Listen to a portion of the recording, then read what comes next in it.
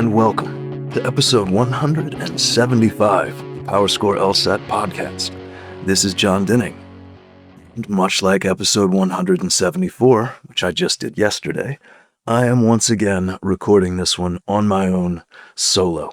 I hope you had a chance to listen to episode 174. It's only about 17 minutes, but it covers essentially what I anticipate will be the future of the podcast, some changes that I'm trying to initiate, and what the podcast is really going to look like going forward. So if you're curious about that, invest 15, 20 minutes and go check that out. But tonight, we are certainly going to dive much deeper into a review of the November 2025 LSAT. So if that's what you're here for, we're going to get right to it. And we've got a lot of ground to cover, so I'll waste no time. In fact, I wasn't even going to have a song for this evening, but since I was thinking we should just really get down to business, it occurred to me that actually is the name of a song. So it was a little too on the nose not to use. Let's Get Down to Business is the name of an old Vic Chestnut song, popularized mostly through years and years of touring and covers by a band called Widespread Panic. If you're not familiar with them, they're kind of an old hippie jam band out of the Southeast. But it's a cool song. You can check it out if you feel like kind of a jam band groove.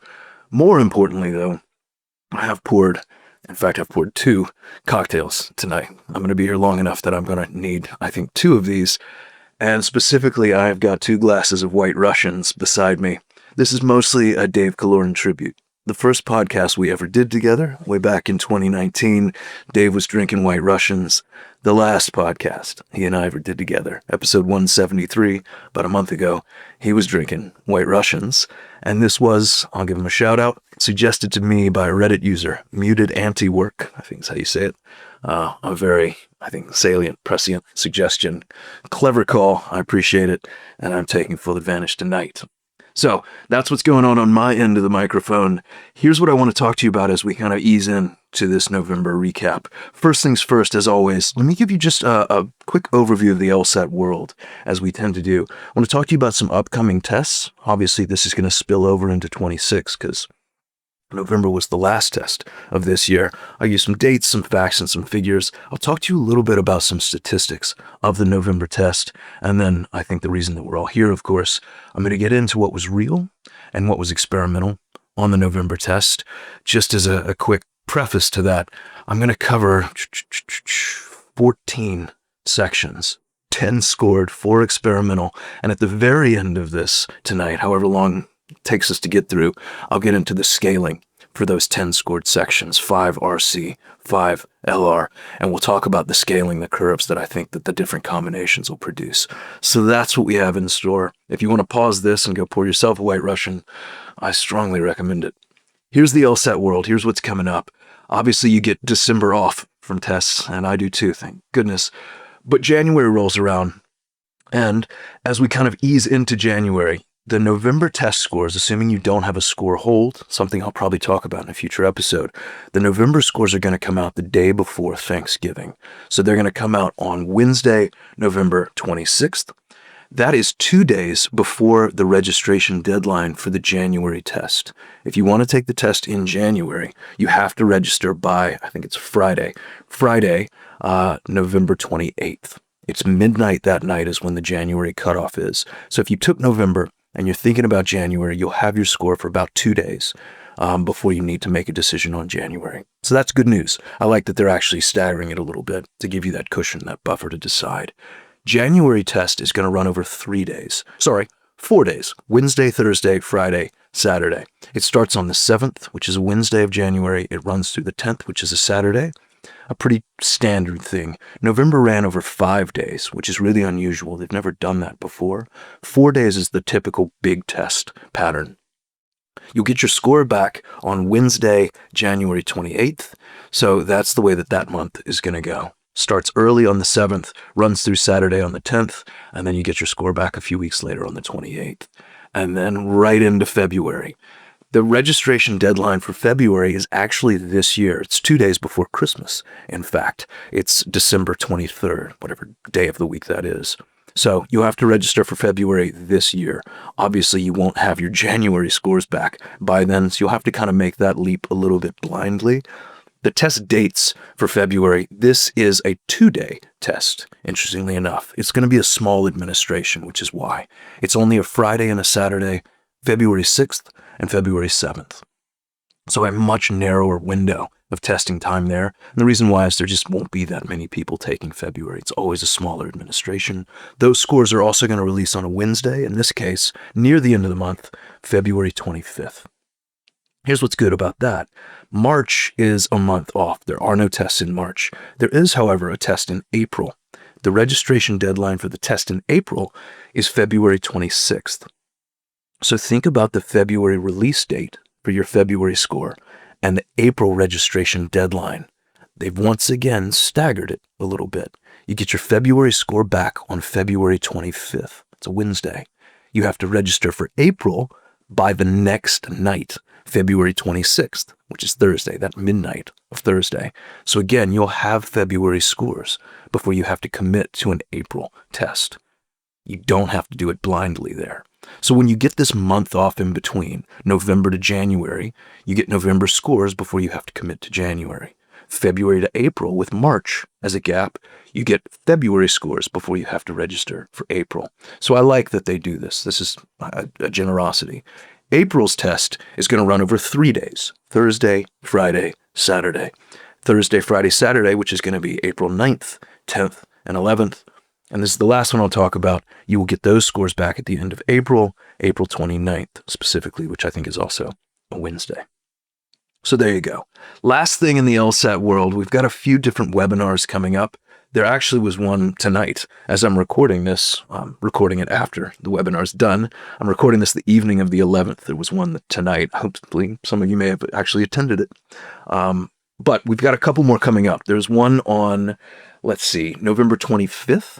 So the night before these November scores come out, that's on parallel reasoning and logical reasoning. If November was your last time and you're done, you don't have to worry about this. But for anyone maybe still in the ring, mixing it up with this thing, these could prove useful. That's parallel reasoning on the 25th of November. It's a Tuesday night.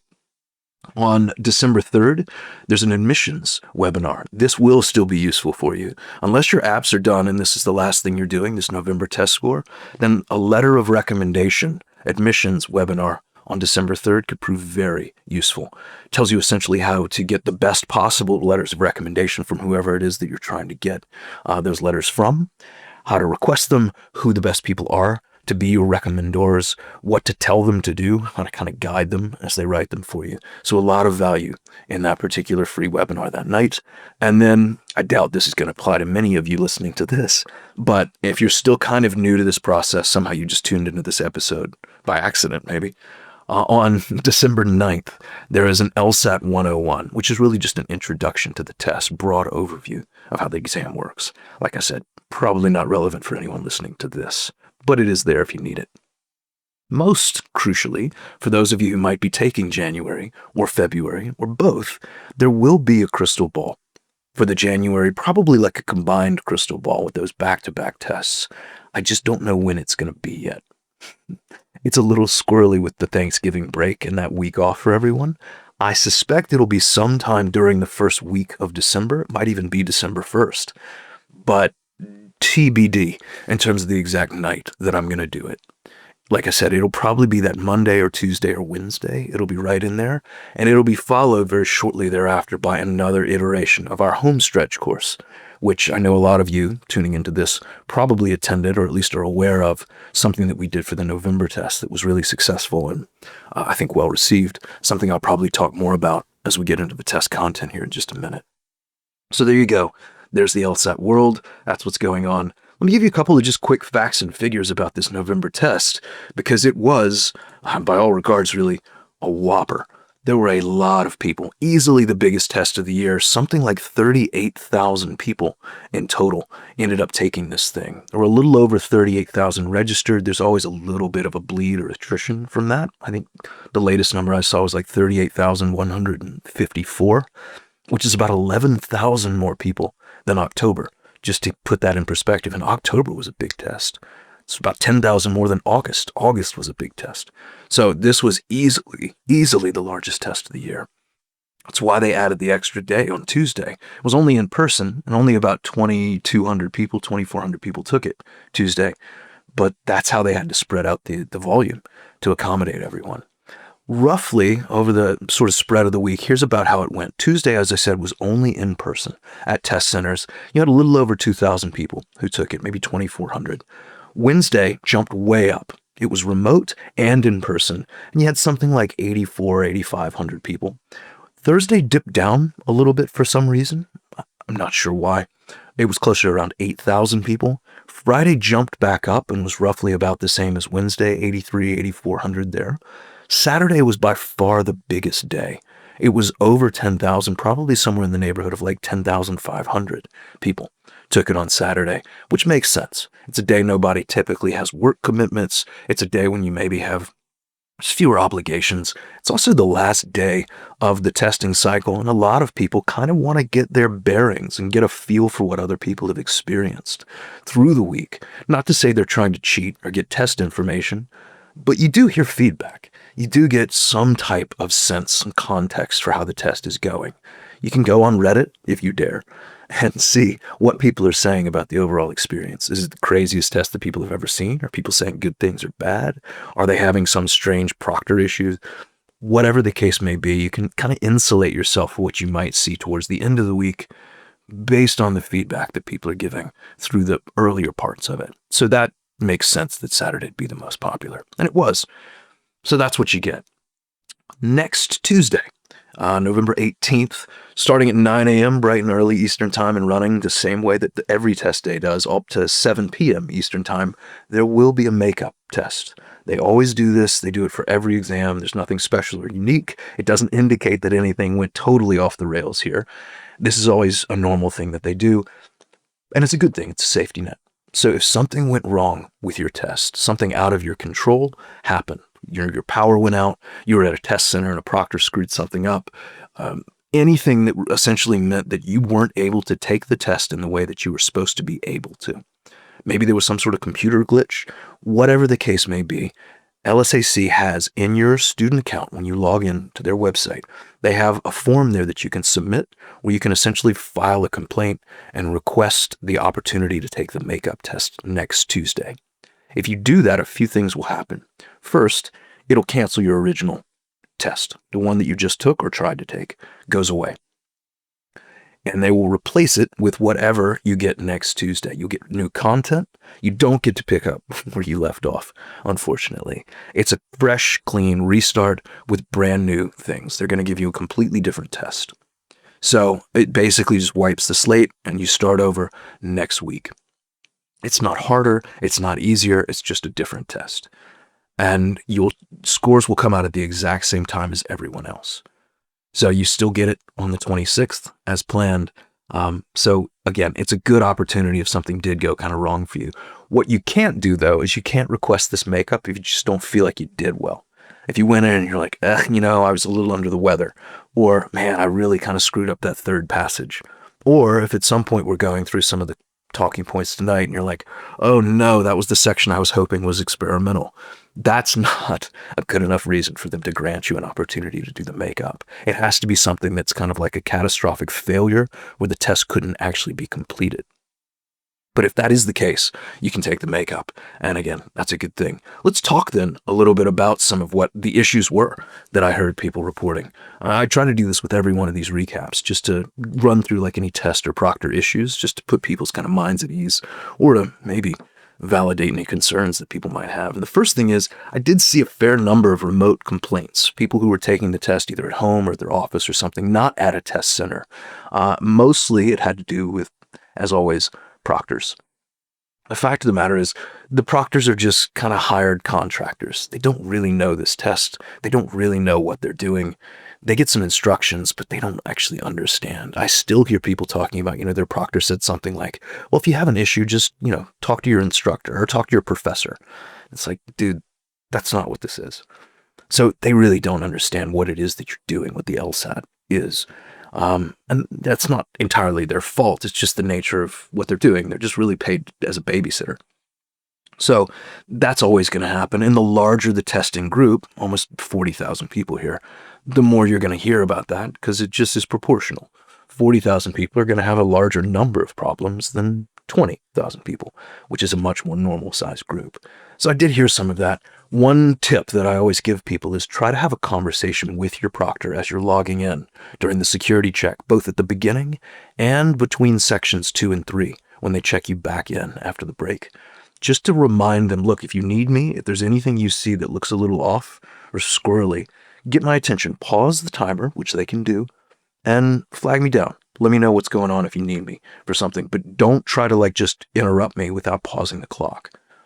You can tell them these things. You can instruct the proctor a little bit yourself, and they tend to be receptive to that. For the most part, these proctors want to do a good job by you. You can help guide them and do that if you can. The other weird thing that I saw was a strange kind of tech glitch that some people were reporting, primarily, I think, in reading comp, which is that some of the answer choice layouts seem to superimpose, like the lines of text were stacked on top of each other. Some people even reported that it looked like some of the lines were crossed out and new text was overlaid or stacked above it somehow. If you see something, and this was happening at test centers too, which is particularly odd. Usually this is like a home computer kind of software issue. If you see something like this, the thing to do is to immediately flag it, whether you're in person and you can get the proctor into the room to show them, or again, if you're remote, to get the attention of the proctor who's supposed to be monitoring you remotely. Get this on record that something strange is going on, because if it continues, if it persists, this is the sort of thing that would qualify you potentially to take the makeup. This would allow you to go in and then request the makeup and get approved for it. If you want to. If it doesn't actually become problematic and you want to keep your original score, that's an option too.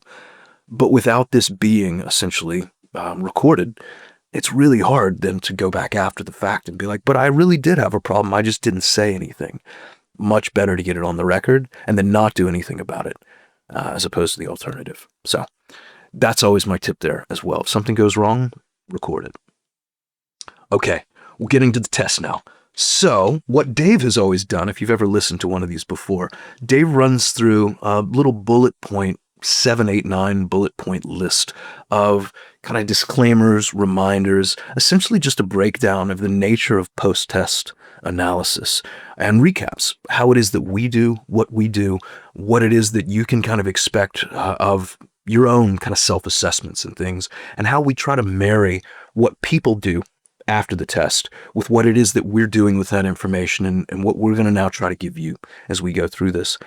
Part of it's psychological, how we want you to be thinking about the things that we're going to tell you and the things that you're already thinking about yourself in this, the right type of perspective and mentality to have, and also just behavioral, the things that you can and can't and should and shouldn't do after your own test, and certainly after this conversation, what to really make of this, good and bad, how to maximize the value of what it is that I'm about to give you. So bear with me. This is going to feel a little bit monologue-y, probably already does, but just bear with me as I kind of bang through this list. It won't take long, but it is a little monotonous. So here we go. First, and Dave was a little more of a stickler on this than I am, but I do understand why. He would always hammer home the point, and I'll just reiterate it. Do us a favor, do me a favor, don't summarize this online. And by summarize, I think really the point that he would always try to make is don't just go out there and try to put like a one-word or one-line bullet point little summary of like, oh, that's a -8, or oh, no, that section's real. And no context, no nuance, no explanatory, periphery to it. Because a lot of what we're doing here does require some sort of explanatory underpinning or some sort of like lead up and preface and preamble. There's a reason that we say that this is harder than that, or that this is likely to move the curve, but that isn't, or that this won't move the curve at a 170, but it probably will at a 160. These things take a little bit more of, again, an explanation of conversation than a typical like single bullet on Reddit or wherever does justice to. So that's why we just tell people, look, if they really want to understand this, refer them back to this podcast. We're going to put timestamps. They can go and be like, oh, that's at minute 47. Just go listen right there. It'll take you 3 minutes. And I'm already putting timestamps right here in the notes. So as soon as this goes live tomorrow, the timestamps will be right there with it. So that's the first thing. We just want people to hear what we say directly. In this case, what I say directly. The second thing that I always want to try to remind people of, and it certainly won't matter, because as soon as January rolls around, people will make the same old mistakes, but I'm going to say it. Section order does not matter. You and someone else can have the exact same section order and get the exact same test. Or you can have partial overlap. You can have the same section order and have nothing in common. You can have the same content, same order, but they can swap things around. You can have reading comp first and last. They can have reading comp first and last. You can have the same reading comps, and yet your first is their last and vice versa. There is nothing that you can know based on section order. So to even talk about, oh, that was my first reading comp, or I had LR first and third, means nothing. I'm not going to talk about it here. When you do post-test analysis, if you talk about it, it's useless. You're sharing nothing, you're learning nothing, it's pointless. Keep that in mind. They change section order, content, all of it constantly. You can, however, disclose a degree of information, and it changes as the weeks go on, or as the days of a test administration go on. Privately with someone like me, it's not a big deal to talk general topics, because, frankly, I'm not allowed to take the test. There is no advantage to anyone for me to learn that you had a reading comp passage on Che Guevara or something, because I'm not going to post that publicly, and as long as you don't post it publicly while people are testing, no advantage is gained by anyone, and that's obviously the only thing that matters. If it doesn't convey an advantage to someone else testing, it doesn't matter. But you need to be very careful about posting any topics publicly, because that could potentially give someone an advantage, and you need to be careful about sharing topics privately with someone else you either don't know or who might be fishing for information for a test they're yet to take. That's a little bit risky, because the last thing you want to do is give someone else an edge that you didn't have. So be mindful of that. Again, to talk to me, you're fine. To talk to some other stranger, some anonymous person on, say, a Reddit or message board or wherever, that's something that I would caution you against. So be careful. And of course, once the test is over, you can talk about this stuff. Topics, you can talk publicly. I wouldn't talk answers. I wouldn't talk solutions. That's the sort of thing that LSAC is still pretty prickly about and sensitive about. When we do start to talk about things like this section is easier, this section is harder, you may disagree. First, it's always relative. Difficulty is a relative idea on this test. It's subjective and it's personal, and nothing on this test is ever truly easy. So keep that in mind. I'm never using these things as like absolutes or superlatives. It's all relative. It's all comparative. And keep in mind too that the test itself, taking this test for real, is almost always the intensity and the pressure and the consequence of that. It's almost always going to feel worse, or at least the gravity and the pressure of it is always going to feel more intense than taking just a practice test. So the odds and the idea that you're going to come out of the actual LSAT, the real thing, and you're going to feel light and breezy, chances are just pretty slim for that. That you're going to come out and be like, just another day, no big deal. I hope that that's how you feel, but probably not, because it matters, it counts. So when you come out of this thing and you feel like, oh boy, I don't know. I see posts on Reddit all the time. I see posts on our forum all the time where people are like, is it normal to feel like you just don't know how you did? Is it normal to feel like you might have blown it? You might have tanked? Does anyone ever score well when they don't know if they performed at a high level? These are the questions that people constantly ask. This doubt is normal. Don't think that type of doubt is any kind of referendum or accurate barometer for how you actually did. It's just a very common sensation due to the fact that the test mattered. It counted. So don't worry about that. That's a really normal thing. I feel that way, even if I were to go and sit down. Of course, I'm not allowed to, but if I were allowed to, I would feel that way knowing that, oh boy, I'm actually being judged for real here. I would feel a little bit of that too. So that's okay.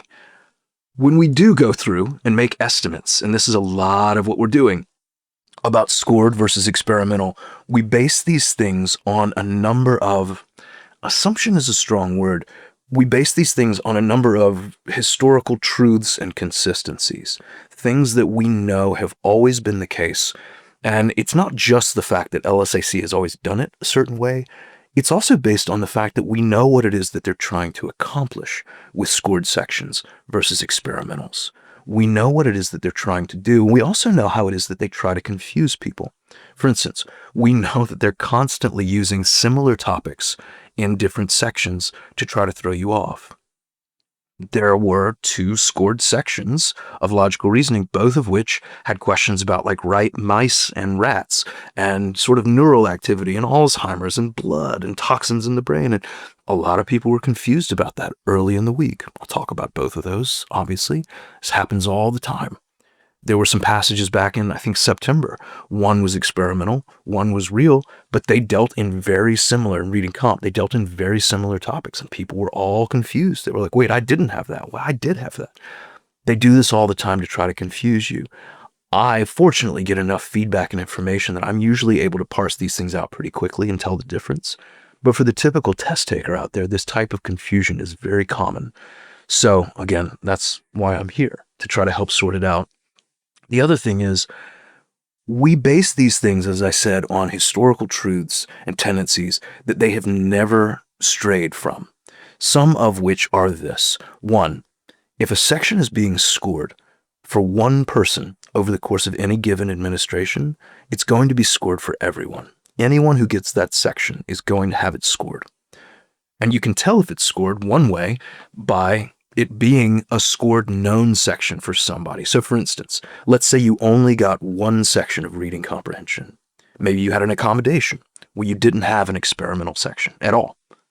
Everything you got was real. Then whatever reading comprehension passages you got, whatever logical reasoning topics you got, those are real for you, and anyone else who got those same topics or passages, it's real for them too. That's one assumption that we've always used and has always been true. Or let's say you got one reading comprehension and 3 logical reasoning sections. That reading comp is real. 2 of your reading or LRs are real and 1's experimental. So we'd ignore the LRs, but we would focus on that reading comp and know that those passages are real for everyone. It's a way to tell, and we can look and measure and evaluate. So that's a way to do it. If you got 2 LRs and 2 reading comps, your LRs are both real. We can use those to scrutinize and evaluate and cross-reference for the whole group. Similarly, when they have used sections in the past and then they reuse them, in the past if it was scored, and we know that, and then it comes up again, it's going to be scored. There are exceptions to this. I know what some of you are thinking right now. Some of you are weeping about Vermeer. I know it. I feel it. I'll get there. There are exceptions to this, but the exceptions have only ever existed on very outlier fringe types of tests, remote makeup types of exams where they use some really old scored section as a placeholder thing to just fill in as an experimental with 3 other sections that are clearly together, usually from the same source test. So 3 from May 2020 and then an experimental from Feb 15. That's what they tend to do. But on main administrations, like what we just went through, if they take a test section from another old main administration, November 2023, for instance, and they reuse it here, it's going to be scored.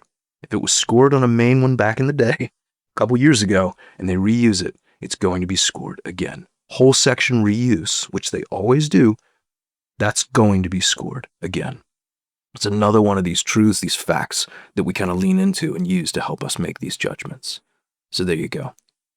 All right, nearly done, I promise. The last thing I'll say here is it is possible, although in this case I think it's very, very unlikely, that you might not hear a section that you had discussed. I think I got everything. I've been absolutely glued to a computer for the last week now. I'm pretty sure I caught everything. But it's possible something slipped through. If so, just shoot me a message. Let me know. You can find me on Reddit. You can find me on Twitter, X, whatever it's called. And I'll give you an email at the end of this for the podcast. And then finally, just to reiterate, don't put this online if you can help yourself. Just put a timestamp and tell somebody where to go find it. All right, here we go. Whew, I told you this was going to be a lot. Let's get into the actual test content itself. And this was all domestic stuff, so we don't have to deal with internationals at least. But there were essentially two different test groups, as it turned out. There were people who had digital tests over the past week, and there were people who had paper tests over the past week. And you wouldn't think that the fact that there was an accommodated testing group, people who got a paper test, a hard copy physical test, you wouldn't think that they'd be treated differently. I mean, the whole point of accommodations is it's supposed to essentially equate things. It's supposed to be an equivalence. But in this case, they were. And this actually happened in October, and it happened in September as well. This is the third test administration in a row where the accommodated people with paper tests are the ones who have gotten the reuses almost exclusively. In October, they spread it out a little more eventually, but here, the paper test people were the ones almost entirely who got the reuses, especially the reuses that we predicted in the crystal ball. So let me talk a little bit about that. We always start these recaps with a self-assessment, kind of grade ourselves on how we did with our predictions. This was another very unique test for two reasons. One was a 5-day administration, the first one that I'm aware of ever. Largely, I think, due to the size of the test group, but also because of this ongoing cheating situation. That was also a very impactful component to this, a factor in it. And it led to some really interesting LSAT behavior. The first thing is this: they did reuse content. This was not a brand new, all new test week. They did that mostly in September, where almost everything was new, except for the paper people who got reuses. October, they did reuses for about a quarter of the people, mostly paper, but still some digital. Here, there were reuses. All of the people with a paper test got recycled content. All of them, including the primary test that we predicted in the crystal ball, with the passages, the reading passage topics that we listed as most likely in the crystal ball. So I heard from these people one after another, hey, I saw this, I had researched it, I was familiar with it, lucky me. If you took a paper test, you should have seen passages from the crystal ball that I had laid out right there in that list for you on that screen. If you took a digital test, though, no such luck. So strictly speaking, the crystal ball was accurate. For the people who got the reuses, which is the only ones we can ever try to predict, the crystal ball gave them to you. It's just that they didn't really do much reuse for the digital test people, which is the vast majority, unfortunately. So technically, and it is a little technical, we're 40 for 42. It's just, it was a small, limited group, unfortunately. There were also, as I'll get into, some very old, some very rare, like maybe a dozen people got it, LR reuses throughout the week as well. And then, as I'll get to at the end of this, some very surprising RC reuse that didn't appear until the end of it. Saturday, they dusted off something and threw it out at people. And I know that's why a lot of you are listening to this right now. That's coming in just a minute, I promise. By and large, though, the content for the week was new and copious. As we're about to see, as I said, 4 main scored RCs plus one more that was used pretty sparingly, 4 main scored LRs plus one more that was used very sparingly, and a lot of experimentals, 4 experimental RCs that I'll also touch on. So we got 14 sections to get through here.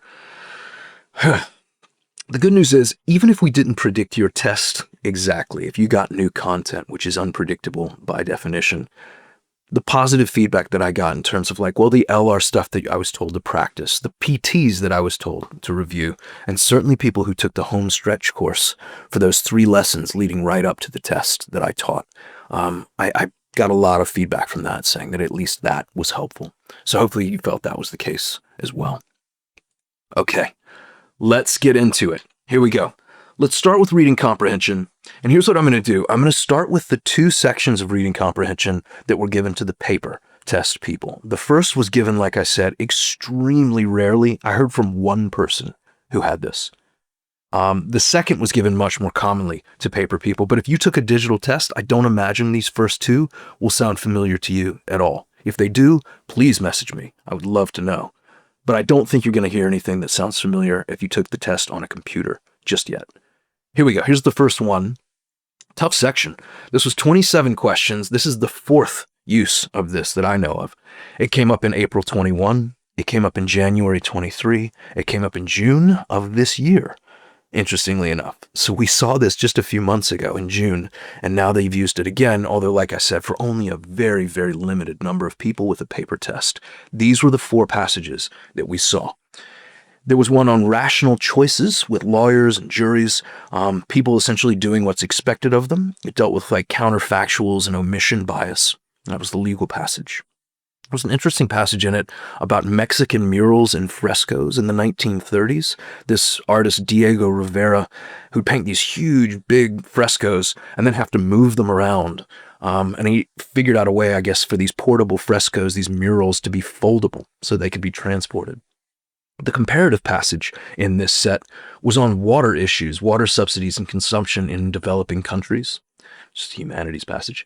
And then the science passage here was about birds, blue jays, or I think scrub jays, actually.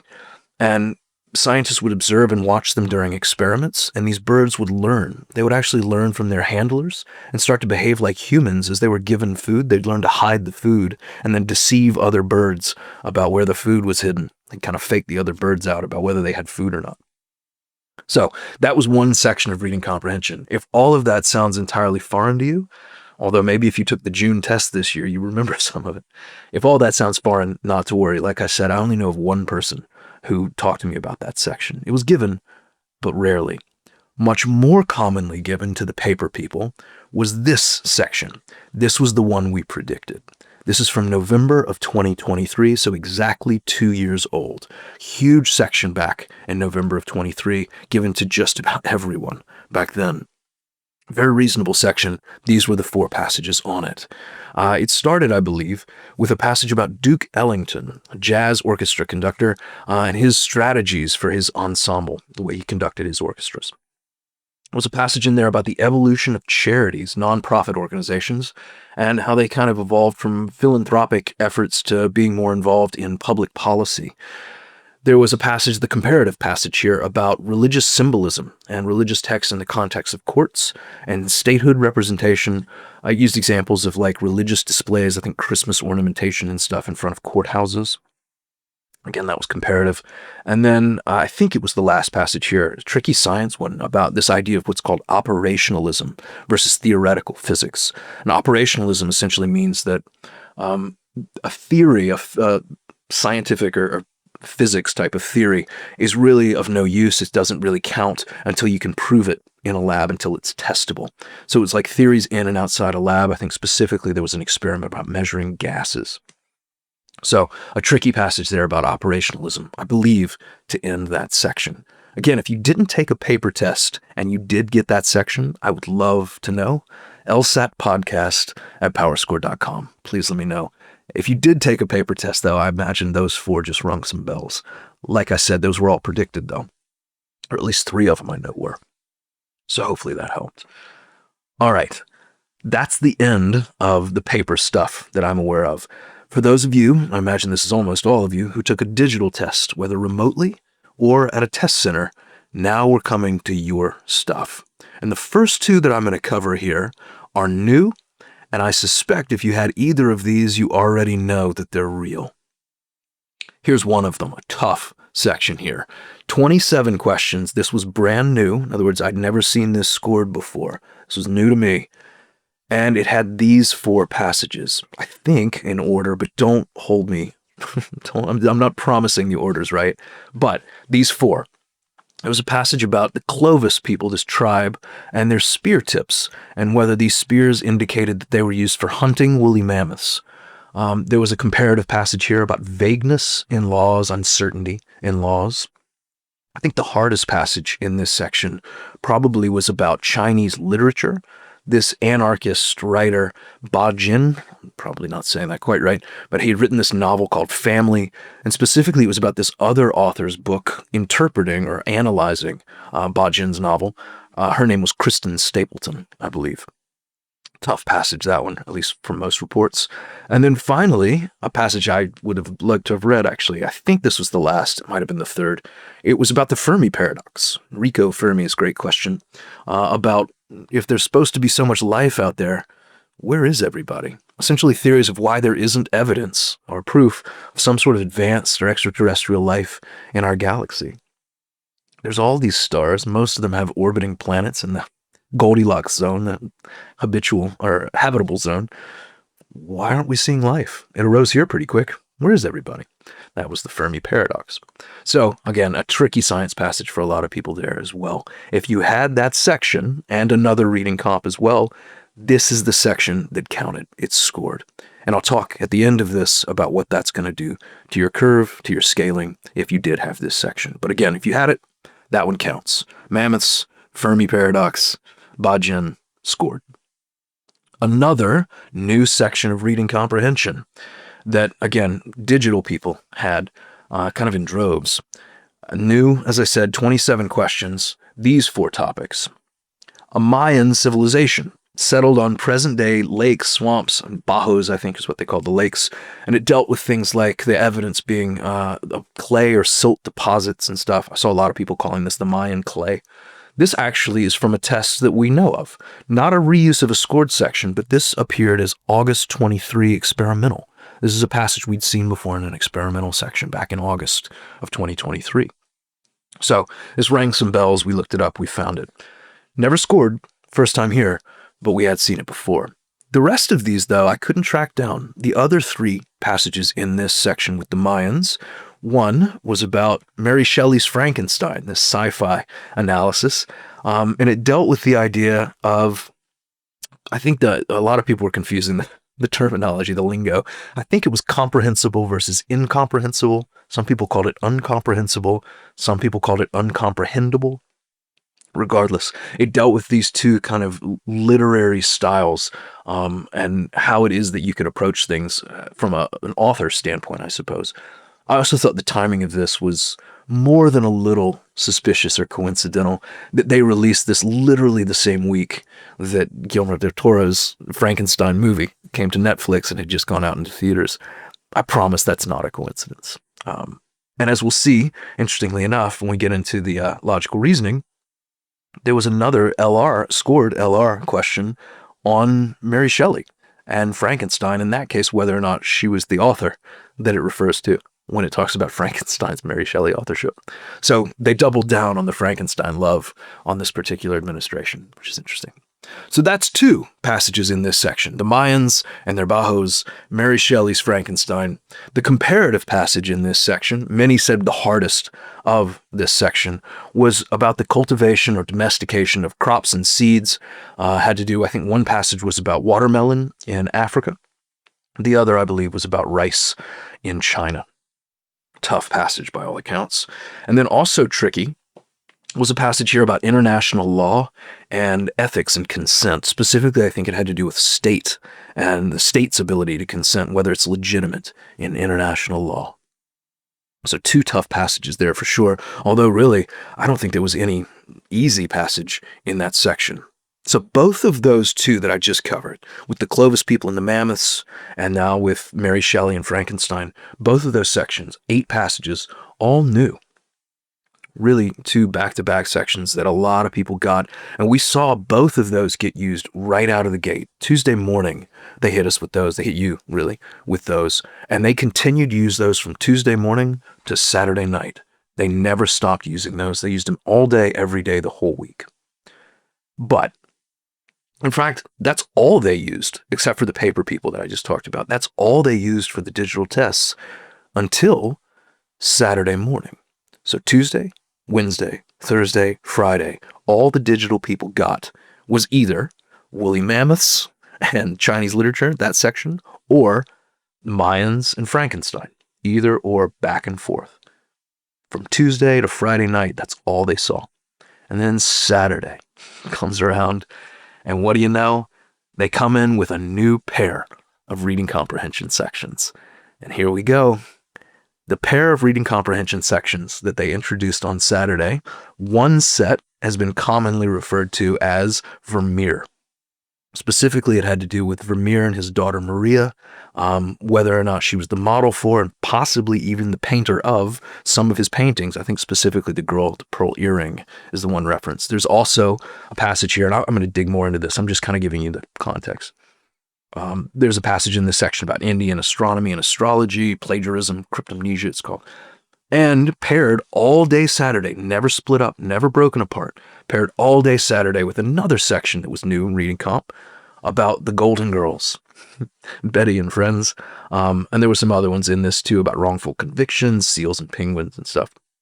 So the big question that arose on Saturday specifically, by Saturday, people had figured out everything about Mayans and Frankenstein. People had figured out mammoths. They knew those were real. But Saturday rolled around, and the big debate, the big uncertainty was, what do we make of Vermeer? What do we make of the Golden Girls? Which one counts? Which one's experimental? Because they never split them up, and it wasn't clear. What was clear, however, was that one of those two sections was much, much harder than the other. I don't know how many messages I got on Saturday, but I bet it's triple digits. I guarantee you I got at least 100 messages from people pleading, begging, praying that Betty White and Golden Girls was real. And here's where I have to break your heart. If that's what you were hoping for, I'm gonna let you down here. But the reason that I didn't broadcast this on Reddit is because I need to explain to you why I know that the Vermeer section is the real section. Why I know that the Golden Girls reading comprehension section is unscored, is experimental. So let me explain this to you as clearly as I can, and thank you for your patience, for waiting till now so that I can actually give you the full explanation for this, so I can actually kind of outline why this is the case. A lot of you diligent sleuths out there were able to track down the fact that the 4 passages in this Vermeer section, and I'm going to list all 4 of them right now for you, had actually been used before. Been used last year, in fact, in August of 2024. All 4 of these passages, verbatim, exactly as given just this week, just this Saturday, were used. Here's what the 4 topics were, both last August and on Saturday. There was a passage on Vermeer and his daughter Maria, as I just mentioned, and the possibility that she was the model and possibly painter of Girl with the Pearl Earring and some of his other paintings. There was a passage, as I mentioned before, about early Indian methods of astronomy and astrology possibly being taken from the Greeks. A lot of people said that was the hardest passage in the section, although there were others. That passage, interestingly enough, sources from the October 2019 experimental section. So we'd seen that one before, despite the August 2024 scored usage of it. There was a passage there about accidental plagiarism because of some subconscious exposure to something, I think music in this case. It's called cryptomnesia, where you kind of memorize something or it goes into your subconscious, you don't know it, unintentional copyright violation. And then the comparative passage in this section was about corporate executives' moral and social responsibilities. Sounds like a laugh a minute.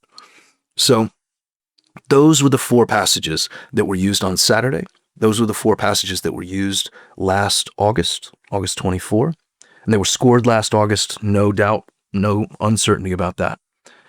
I said to you a minute ago, as I was kind of giving the preamble to this, the lead up to it, that when they have used a whole section as scored previously on a major administration, and they recycle it into another major administration, which this certainly is, it is always scored. It always has been. It makes sense that it always would be. There's no reason that they would use that as an experimental section for a huge audience of people, when the whole point of an experimental section for a huge audience of people is to gather data as to how that audience performs on stuff they're trying to pre-test. They're trying to vet for the future.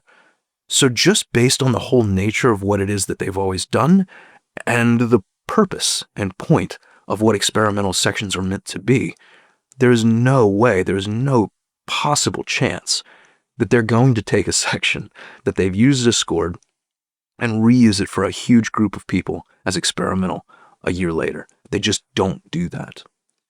But it's even more compelling when you realize that last August isn't the only time they've used this as a scored section. This was also a full scored section in November of 2022. So Saturday wasn't the second time that this was scored. Saturday was the third time. You realize that, and suddenly the idea that they would use this as certainly scored in November, a huge test of 2022, exactly 3 years ago. They used this in August of last year, a huge test, as definitely scored. And they used it again on Saturday. The chances that on Saturday they used it as experimental all of a sudden are 0. This was real. And I know that is infuriating for a lot of people. I know some of you right now are frustrated and sad. I know some of you are thinking, I probably need to cancel my score. Take a beat, sleep on it. But know that this was the scored section, which is the final scored section then for us to get through. And it leads me into, very quickly, the experimentals. And I'm going to start, since we're right here and talking about it, I'm just going to start with the Golden Girls and what those 4 passages were. These were paired, from everything I saw, exclusively with Vermeer and the Indian astronomy. These 4 passages were experimental. 1980 sitcoms, especially Golden Girls, with storytelling and set design. A lot of people were like, wait, we've seen that before. We have, actually. That was used in October of 2022 as an experimental passage. They frequently use passages as experimental more than once. They'll test them, they'll get some feedback, they'll tweak them, they'll test them again as experimental with some adjustments. They do this all the time. I've seen them test things experimentally 3 times before they make them real. So using Golden Girls experimental again is normal. Using something as scored and then experimental, that is fully abnormal. I've never seen them do that for a big test like this. So again, experimental, Golden Girls. The other 3, studies on whether the San people of Southern Africa, maybe South Africa, had a Neolithic period. Wrongful convictions versus wrongful acquittals, this burden of proof comparative passage. And then finally, seals and penguins in Antarctica. They don't usually compete for the same species, I think, of silverfish, despite sharing a habitat. Those passages, if you had that, and you'd know, because you had them with Vermeer, those don't count. Sorry. Because it definitely was, I think, the easier section. There were 3 more experimental sections, and I'm going to bang through these pretty quickly. One more experimental section, largely paired with that Frankenstein scored set, had these 4 passages, 27 questions. There was a passage in there about Miami and English dialects, I think due to Cuban immigrants. The comparative here was about preventing space debris. There was a passage in this about patient consent regarding placebos and the ethics of placebos. And then paintings, panoramic or panorama paintings. That is an experimental section. Interestingly, that too, kind of like Betty White and the Golden Girls, was reported by most people to be easier than the scored section that it was largely paired with, the Frankenstein section that it was paired with. There is another experimental section, also 27 questions. This one was paired largely with the Mammoths scored section. This one had, as experimental, bird songs. It had liberal paternalism, institutions helping individuals not act against their self-interest. It had a thing called ADR, alternative dispute resolution, I think, versus litigation in the entertainment industry. And then this idea of like the universality of facial expressions and whether AI, the specific type of AI, could recognize emotions through it and its limited ability to do so. Another experimental section that most people reported as easier than the scored section that it tended to be paired with. So far there tends to be a pattern here from what most people were telling me. There was one more experimental section that I saw. This one also paired primarily with Frankenstein. Had these 4. There was one about Jacob Lawrence. Jacob Lawrence's World War II paintings with Coast Guard art, had to do with like integration, I think, in the Coast Guard. There was a passage here about children's stories and political systems. This is the one that had Alice in Wonderland in it as an example, totalitarian regimes and authority. But Alice in Wonderland, if anybody saw that being talked about, that was this passage in this section, experimental. There was one in here about some sort of experiment called the ultimate game. It had to do with how money was being used in evaluating psychological behavior in different societies. I think that was the comparative passage. And then about sign language and how different areas of the brain, left hemisphere, I think specifically, were triggered or activated, like the Wernicke and the Broca's area in the brain were triggered by sign language. Another one, interestingly enough, that people reported as being easier than the scored section it was paired with. So the pattern that I saw here, aside from the just general trend of there's so much reading comp, is that in almost every case from what I was hearing from people, the scored content was harder than the experimental. Not what you want to hear, of course, unless you're looking further down the road and you're thinking, well, maybe this indicates that in the next, say, 2 years, the reading comp might lighten up. Probably doesn't do anyone listening to this any good, but maybe this indicates that the future of the LSAT won't be quite so bleak or so grim from a reading comp standpoint. But for now, that is the breakdown. And if you're wondering how confident or certain I am 100% certain. Yeah. I wish I wasn't. I wish I could introduce some degree of like doubt or hope, but I'm telling you that's the case. This is exactly what happened. All right, so that is reading comp. Let us get into some logical reasoning here. And I'm going to move through this quickly. The good news is I'm not going to do any experimental logical reasoning. When we've done that in the past, it just makes it more confusing. So all I'm going to do is I'm going to talk through 5 scored sections of logical reasoning.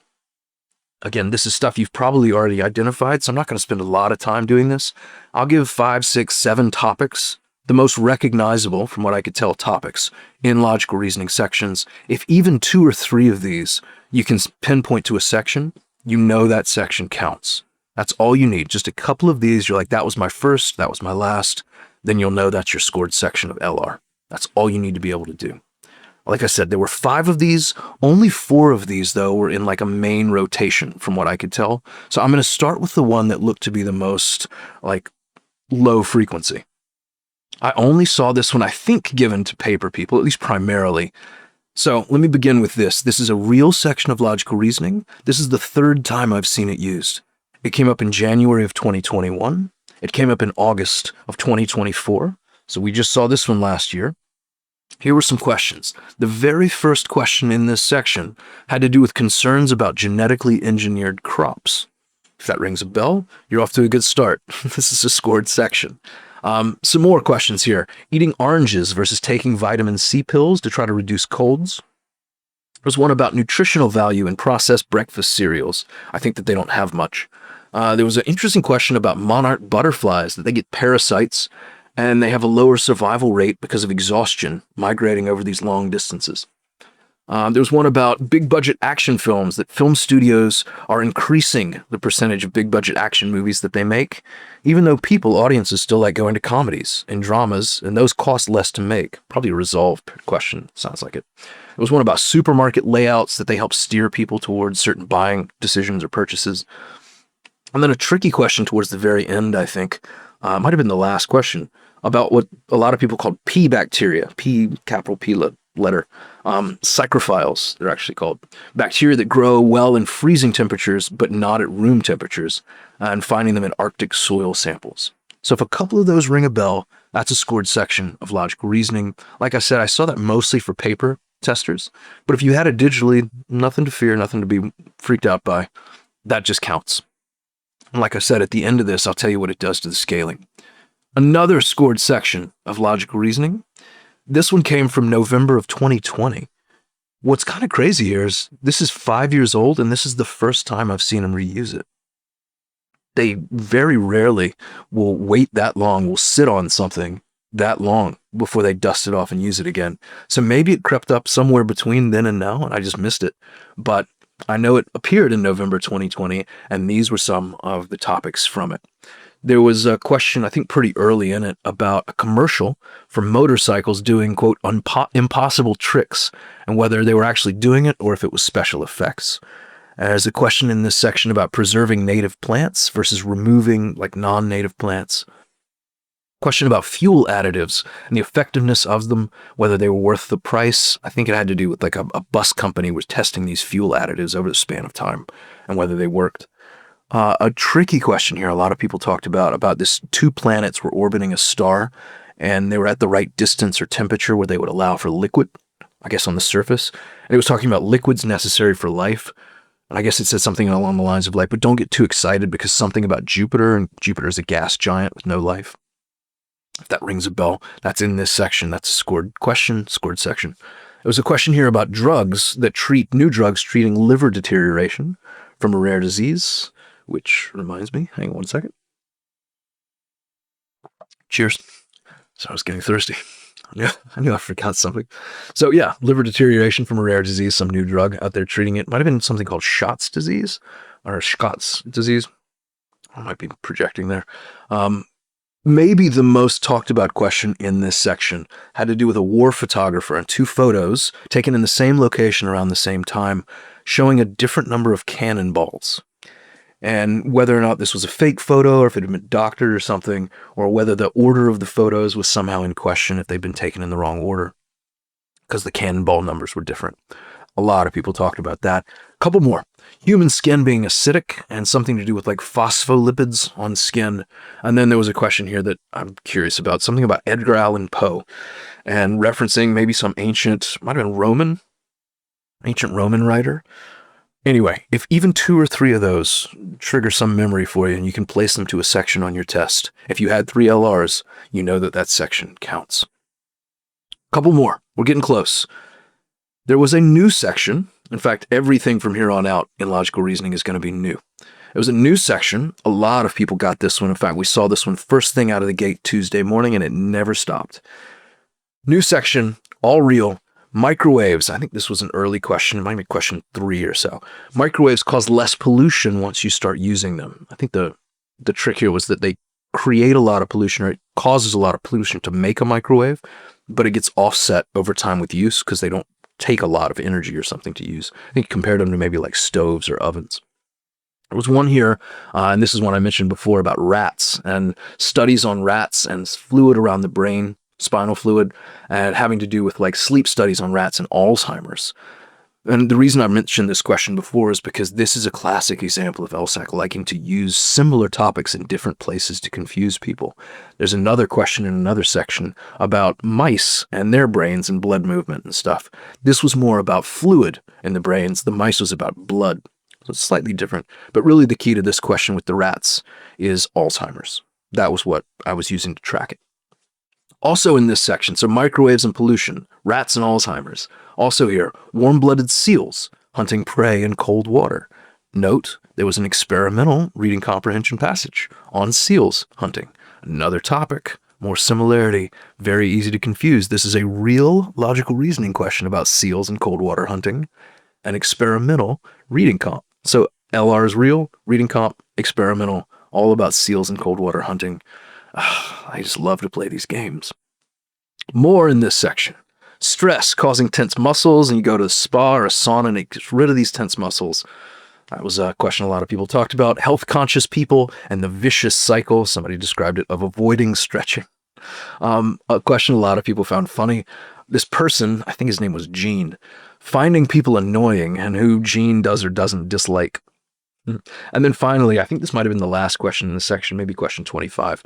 Roman grinding vessels, these mortars, and the residue might have been pine tar that people found in them. All of those were the same section. That is a scored section and brand new. I couldn't place this as a reuse. Great.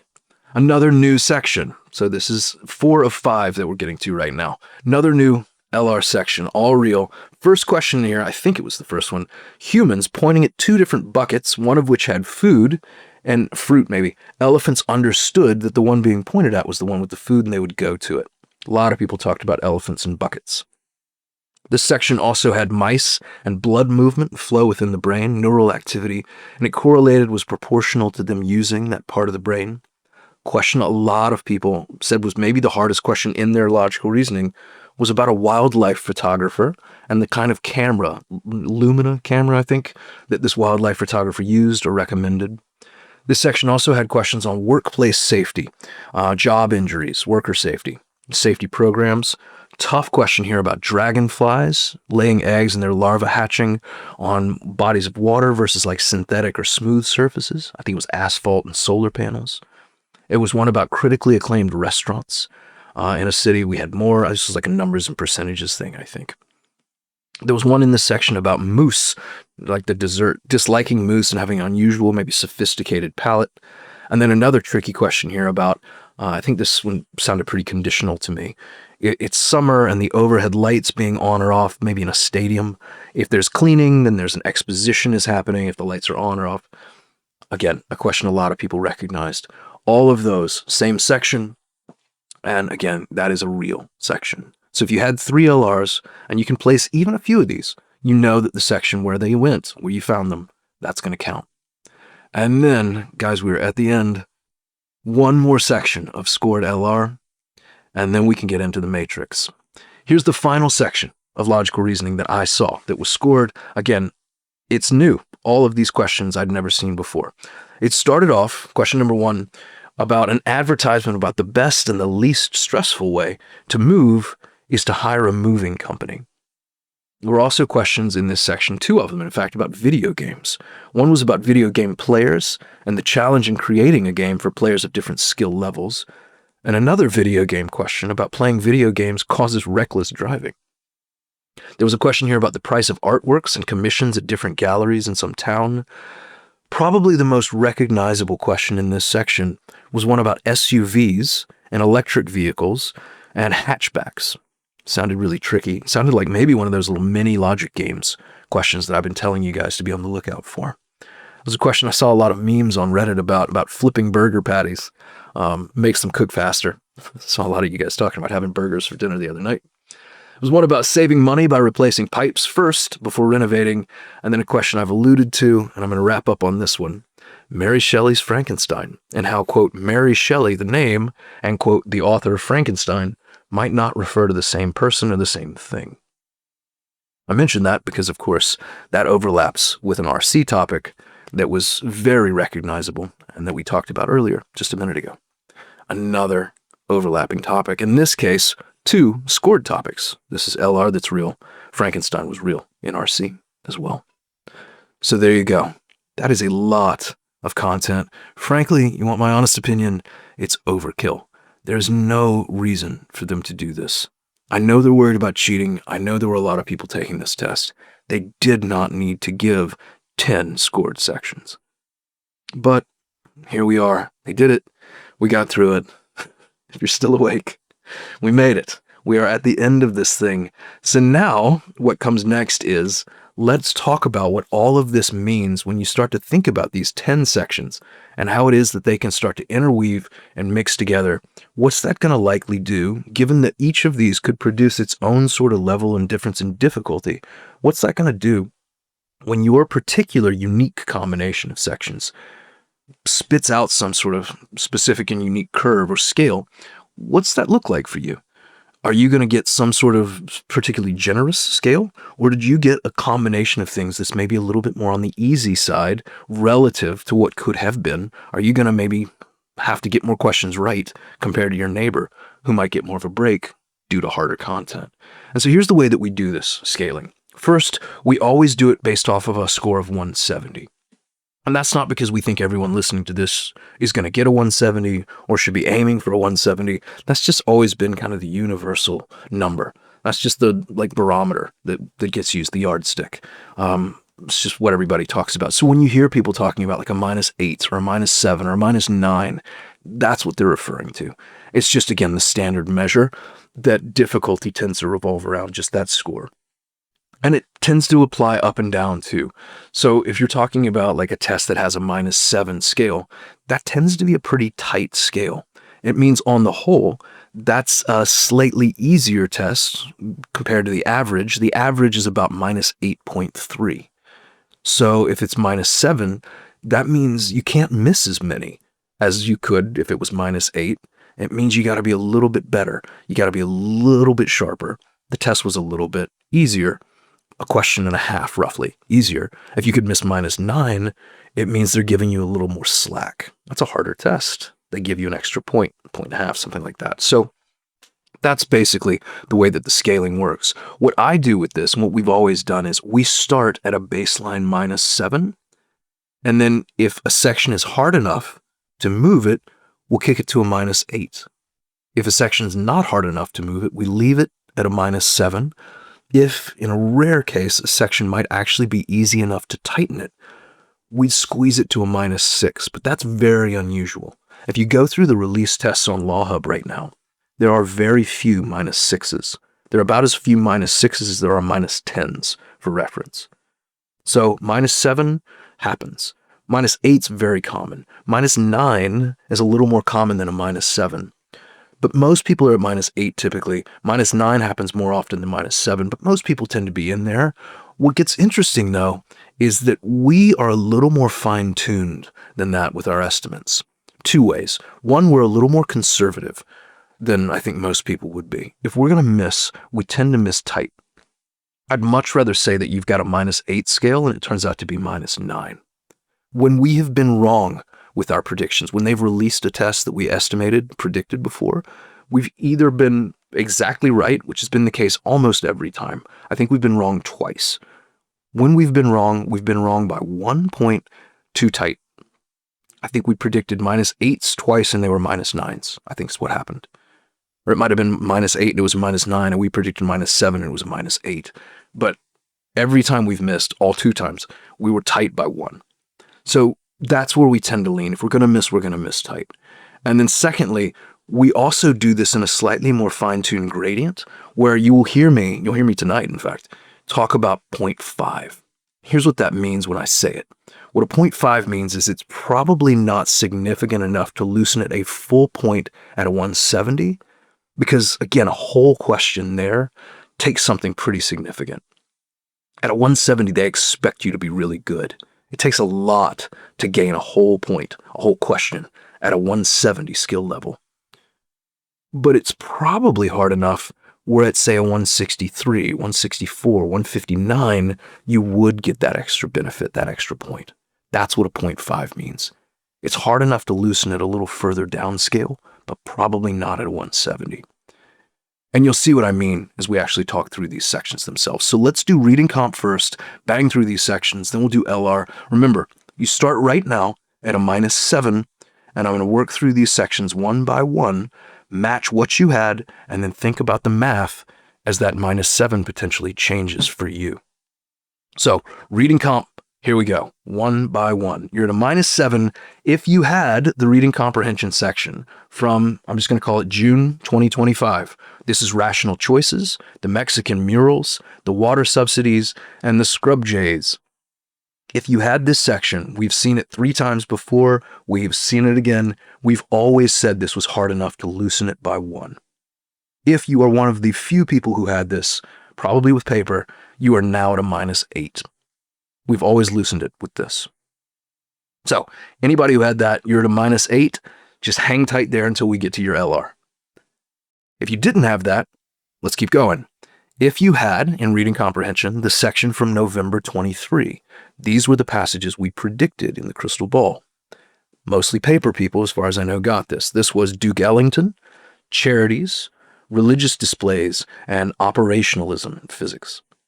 If you had this, we've only seen it once before, but back in November of 23, and I feel the same way now, I don't think this was hard enough to loosen the scale. I'm going to call this a 0. I know that probably bums some people out, but the fact is, the people who got this week, the paper people, they just got a slightly gentler test. I think they got a slightly friendlier test than pretty much everybody else. It's a blessing and a curse, but honestly, I think it's a blessing. Largely, it's a blessing because if they paid attention to the crystal ball, not only did they get a slightly easier test on the whole, but they got a test that we predicted for them, especially in reading comp. So you got to consider that to be a win. However, it might not be a win on the scale right now because if you did get those passages, you stay at a -7. All right, let's keep going. And now we get to the main bulk of people. Remember, right now you're still at a -7 if you haven't heard your reading comp yet. So let's keep going. If you got the section that's brand new, this was with the hunting mammoths, the vagueness in laws, the Chinese literature in Bajin, and the Fermi paradox and the aliens. If you got this, this is definitely going to loosen the scale. This was a tough section. You go to a -8. So if you had that section, I know a lot of you did, you are now sitting comfortably at a -8. Hang tight until we get to your logical reasoning. Let's keep going. If you still haven't heard yours, hang on. The other new section of reading comprehension, this was the Mayan Bajos, Frankenstein, domesticated watermelon and rice, and the state consent. If you got this, this was another hard section of reading comprehension. You too are going to join your compatriots, and you can go to a -8 as well. Sorry, I was taking a sip in your honor. You guys are all the people who got new stuff this week, whether it was the mammoths, whether it was Frankenstein, you're going to go to a -8 with that reading comp. It's going to loosen your scale. It was hard. You deserve it. And then, of course, I think we can all see where this is going. If you got the November 22, August 24, if you got the Saturday Vermeer, Indian astronomy, cryptomnesia, and corporate executive responsibilities, I don't even need a drum roll for this. I think we know. We've always called this -1. We've always said this was going to loosen it. We know this is a hard section. You're going to -8 as well. So every reading comp section goes to a -8 except for Duke Ellington. If you had Duke Ellington, you stay at a -7. Sorry, you did get it predicted, so I think most people probably trade with you. Everyone else is at a -8 with their reading comprehension. So take wherever you are right now with your reading comp. Let's go to logical reasoning. And remember, you're going to have 2 cracks at this with LR, so you're going to have to match both of your logical reasonings. So you're going to have 2 pieces now to add to wherever you are with reading comp. If, with logical reasoning, you had this section from January of 21, August of 24, genetically engineered crops, vitamin C pills, breakfast cereals, action films. If you had that, we have seen this twice before. We have always said that this was a mild section. This is moderate. This is a 0. Nothing's going to happen here. It's not hard enough to move the needle. So if you were at a -7, you stay there. If you were at a -8, you stay there. All right. If you had from November 2020, if you had the section with motorcycle tricks, native plants, cannonball photographer, phospholipids, and acid skin, if you had this, this was one of the milder sections that the digital people got. This is a 0. I know some people are going to groan about that, but on the whole, this section of logical reasoning was not hard enough to move things. And we've seen it before. It was a 0 5 years ago. It's a 0 now. It's just not hard enough at a 170 to move things. Now remember, we're conservative. Always. If you have done a lot of PTs and stuff, if you actually score around a 170, you're like, dude, I know what a 170 LR feels like. This was harder than what I'm used to. Use your judgment too. But from what I know here and what I've heard, and I've talked to literally hundreds and hundreds of people, both here and 5 years ago, I don't think this is hard enough to change it at a high level. So if you're at a -7, you stay there still. If you're at a -8, you're still there. Let's get into the new stuff. Remember, there are 3 new LRs. Here's one of them. If you had microwave pollution, Alzheimer rats, sauna and stress, annoying people, and then mortars and resin or residue, if you had that, this is where we get into that interesting 0.5 situation. This was harder than a lot of the other LR that I saw this week. I don't know that it's hard enough to move at a full point at a 170. But if you're a 160 or a 164 or a 157 or wherever, I do think you're going to get an extra point out of this section. 170, that's a stretch. 164, I'd give you a point for it. So that's where this 0.5 gets a little bit like slippery, because at 170 just takes an awful lot to move, to nudge. I don't think it quite does it there.